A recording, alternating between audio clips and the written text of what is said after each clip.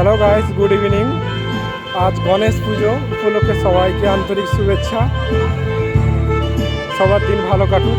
তো যারা যারা দীঘা এসছো বা দীঘা আসবে আজকের দিনে এসছো, তারা দীঘা আসতে রামনগরের প্যান্ডেলটা খুব সুন্দর করে তোমাদের দেখাচ্ছি। দাঁড়াও গাইস, দেখো